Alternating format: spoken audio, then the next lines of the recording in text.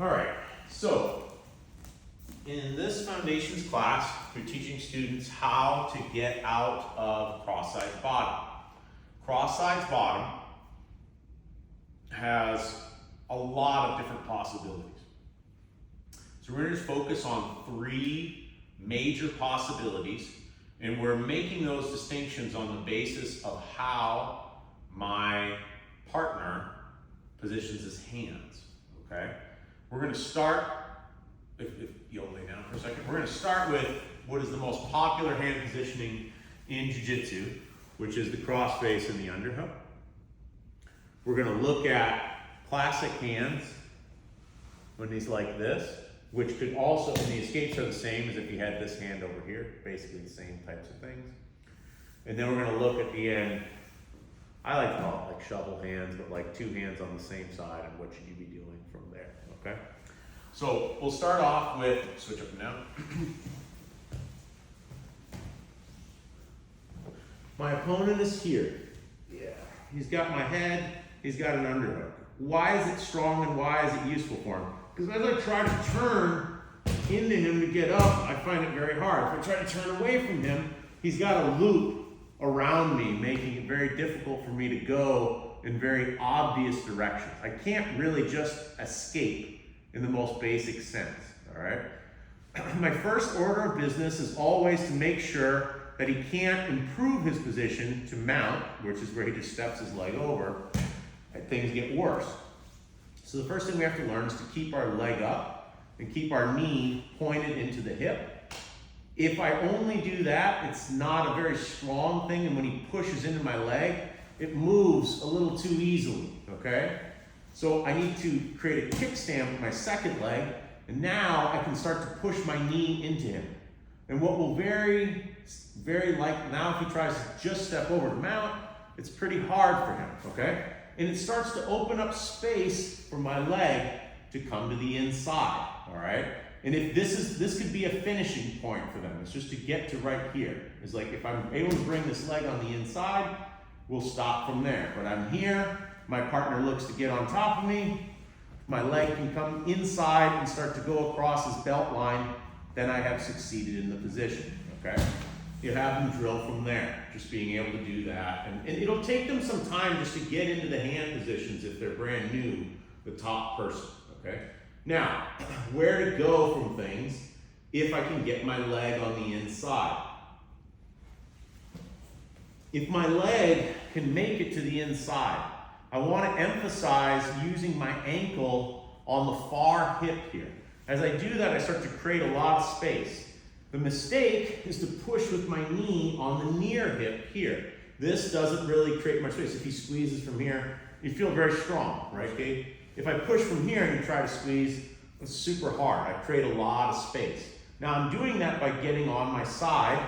We can also talk a little bit here about getting my knee on the inside when it's not opportunistic, which is putting my leg out, pushing my butt away, creating space, which allows me to insert my leg. Alternatively, I can bridge, and when I come back down, insert my leg. Okay, when my leg comes to the inside, from here, I'm going to scoot my right shoulder back, like that. I want to get perpendicular with him, all right? From there, I'm going to throw the top leg over the top, like this.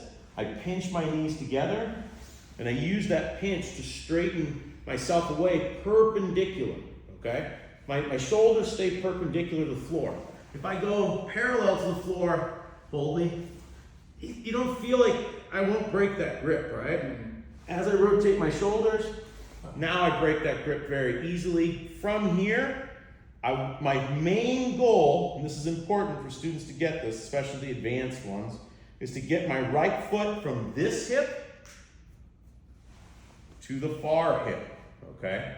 Just like that, okay? Now, you may need to break this down. Now from here, he's probably gonna start to turn into me.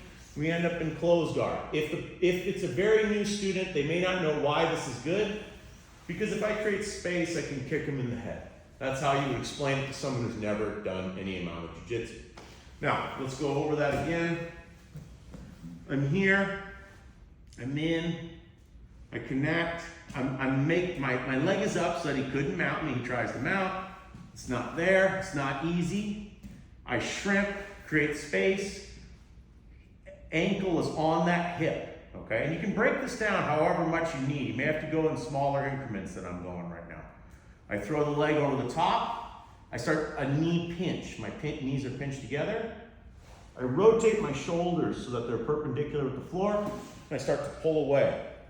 I have no expectation of him staying here. He's going to start to move. I'm coming through, starting to go to a closed guard. Or if they know other closed guard positions and stuff, that's fine.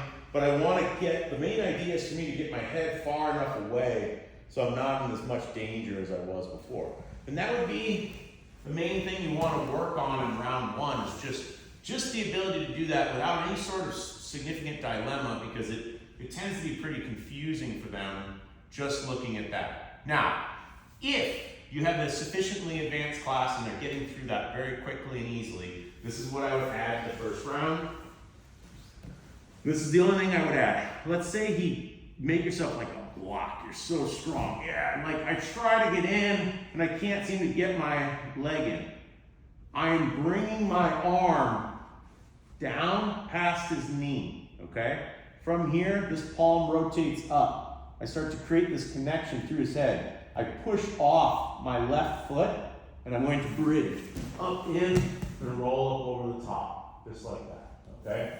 The mistake that people make with this, and this is again, only if you feel like the class is going by really easily and you need to add something for time. And here, and like the mistake is that people think it's a big bridge. They think they need to go like to try to like blast through them or whatever.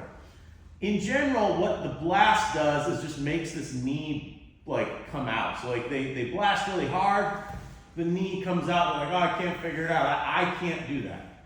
It's a very light, it's not a strong push. It's that I block his leg completely so that it cannot come out. And all I need to do is turn him onto the side of his knee. So even as I go slow, get back up, it's so hard and so easy for me to get on top there, all right?